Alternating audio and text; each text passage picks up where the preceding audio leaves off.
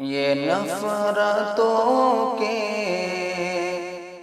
محل گراؤ، پیام انسانیت سناؤ، پیام۔ سورہ سبا کی آیات ہیں یہ، آیت نمبر 35 تا انشاءاللہ آج آیت نمبر 45، 10 آیتیں پیش نظر رہیں گی انشاءاللہ، اور ہم اس کو 2 حصوں میں پڑھیں گے انشاءاللہ۔ یہ آپ کو یاد ہے کہ ہم لوگ اس حلقے درس میں سورہ سبا پڑھ رہے ہیں۔ سبا ملکہ سبا کے نام سے یہ سورہ ہے۔ جب اس سورت کو شروع کیا تھا اس وقت اس سورت کے نام کے وجہ تسمیہ پر آپ سے گفتگو ہوئی تھی۔ آج جو پہلی آیت پڑھی گئی ہے اس کا ترجمہ ہے وَقَالُوا نَحْنُ أَكْثَرُ أَمْوَالًا وَأَوْلَادًا، اور کہا کہ ہم مال اور اولاد میں تم سے زیادہ ہیں اور ہمیں عذاب ہونے والا نہیں ہے۔ ظاہر ہے اس آیت پاک کا تعلق گزشتہ آیات سے ہے کہ جہاں کفار قریش پر یہ آیتیں اتر رہی ہیں اور انہیں یہ گمان ہے کہ مال و اولاد میں وہ بڑھے ہوئے ہیں، اور نہ صرف یہ کہ مال و اولاد میں بڑھے ہوئے ہیں، انہوں نے اپنی دنیاوی کامیابی و کامرانی کو اللہ کے ہاں بھی اپنی کامیابی و کامرانی سمجھا ہوا ہے۔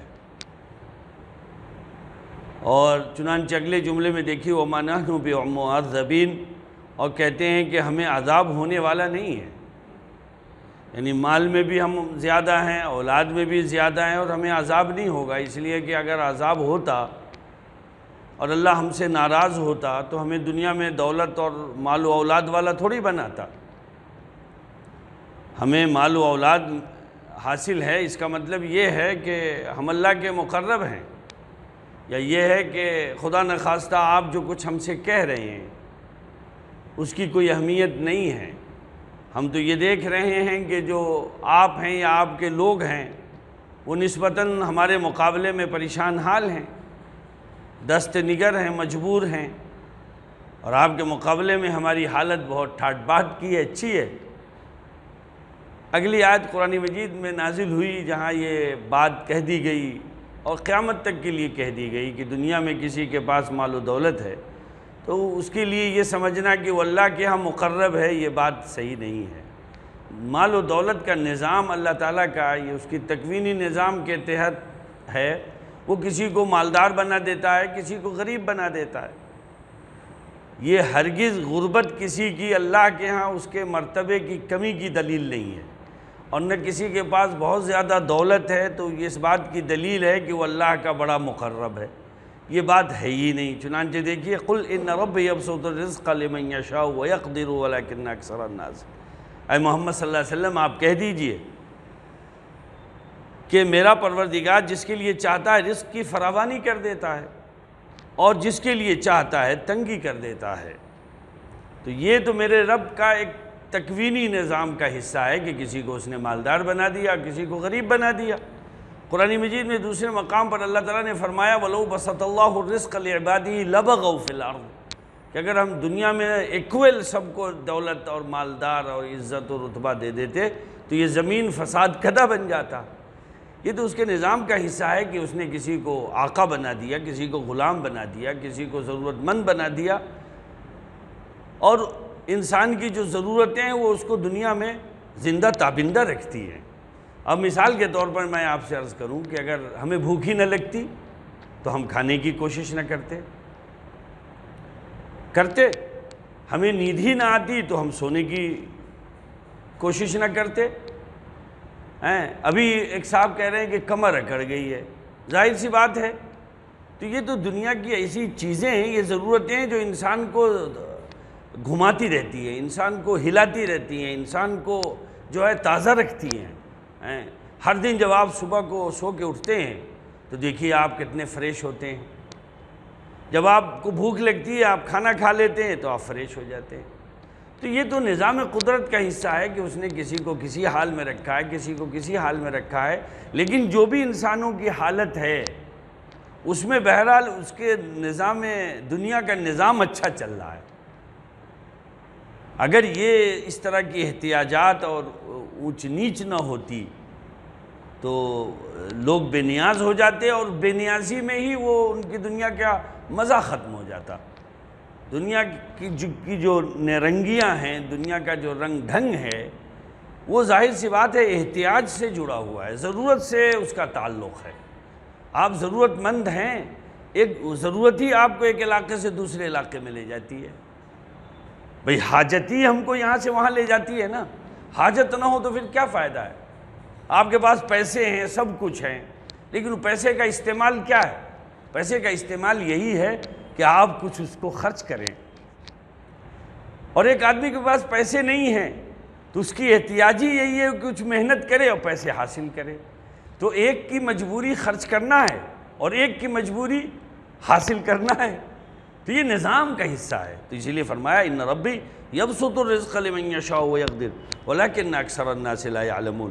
اور آگے دیکھیے وما اموالکم ولا اولادکم بالتی تقربکم عندنا زلفا الا من آمن وعمل صالحا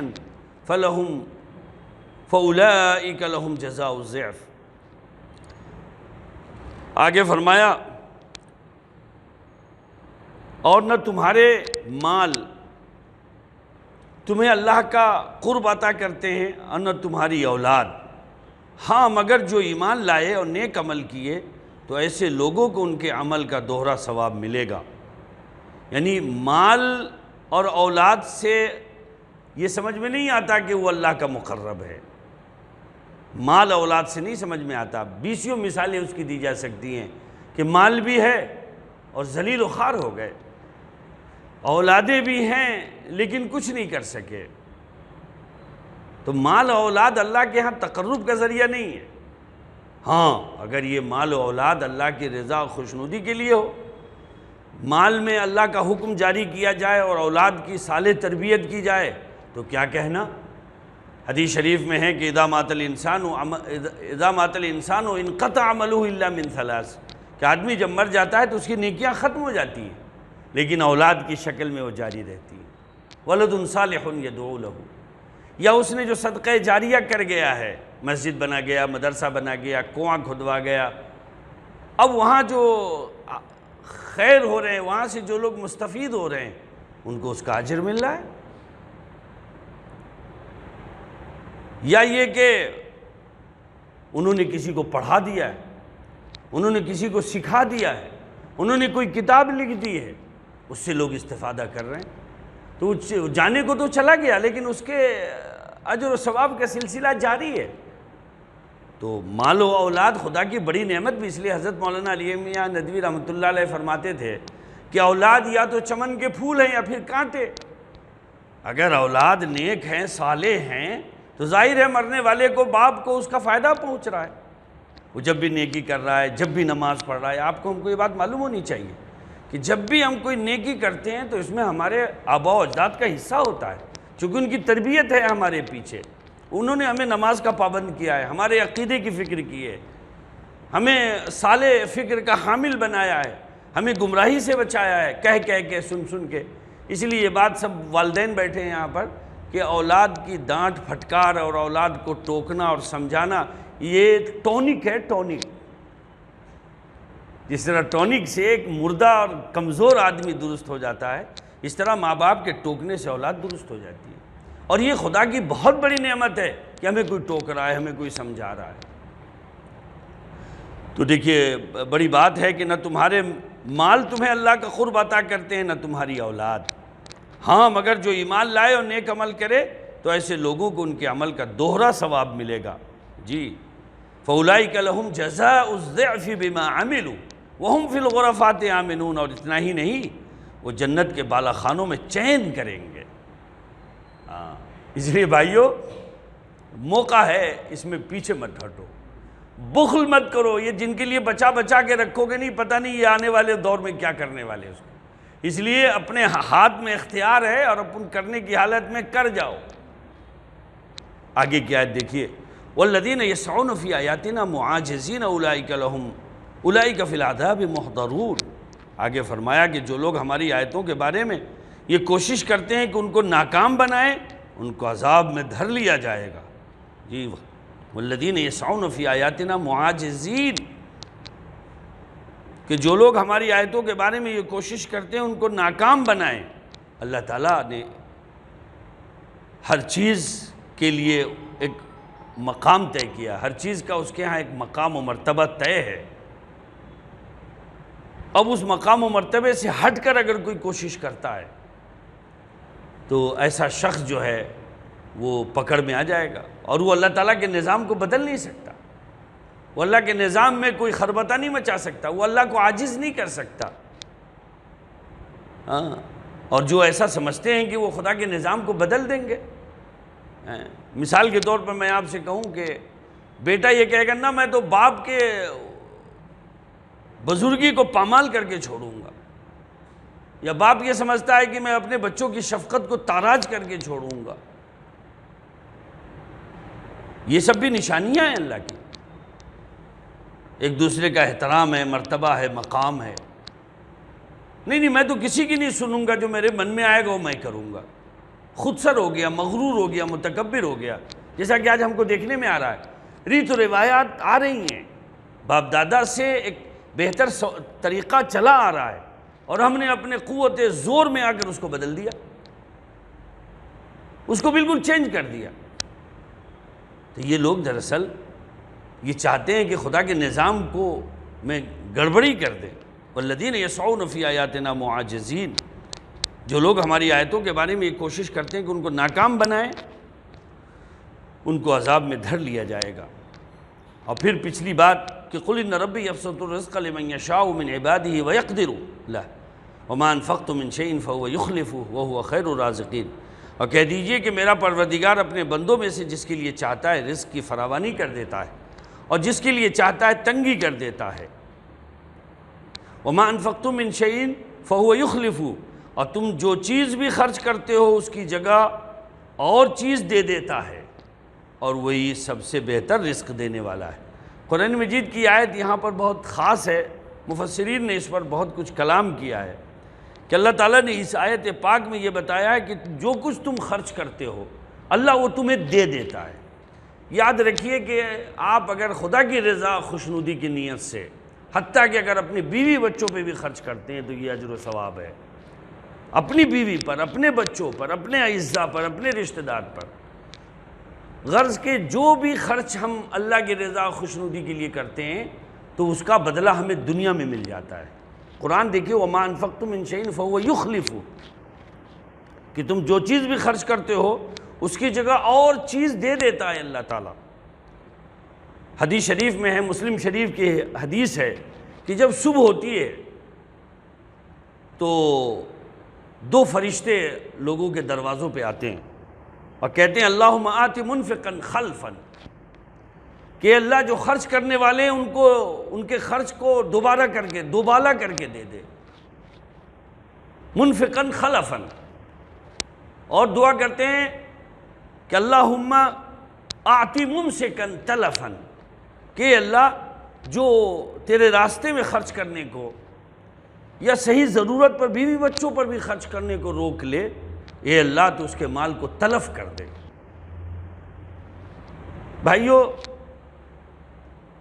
یہ اللہ تعالیٰ کا ایک نظام ہے، دنیا میں قائم ہے۔ آپ گواہ ہیں اس بات پر کہ آپ نے اتنا پانی خرچ کیا ہے، کیا پانی گھٹ گیا؟ آپ اعلیٰ سے اعلیٰ قسم کا کھانا کھاتے ہیں، چاول استعمال کرتے ہیں، گیہوں استعمال کرتے ہیں، وغیرہ وغیرہ استعمال کرتے ہیں، کیا کم پڑ گیا؟ دنیا آبادی کا رونا رو رہی ہے، دنیا آبادی کا رونا رو رہی کہ نہیں رو رہی ہے؟ لیکن میں نہیں سمجھتا ہوں کہ آج سے 50 سال پہلے اتنے اچھے چاول ملتے تھے جو آج مل رہے ہیں۔ اور کتنا چاہیے آپ کو؟ میں ایک دفعہ محمد علی روڈ بھنڈی بازار میں تھا تو میں نے دیکھا کہ وہاں پر بکرے کے گردے جتنا چاہیے آپ کو، 500 چاہیے 500 ملے گا، 1000 آپ کو بکرے کا صرف گردہ چاہیے، بتائیے آپ باللہ۔ کتنا چاہیے آپ کو کیا چیز؟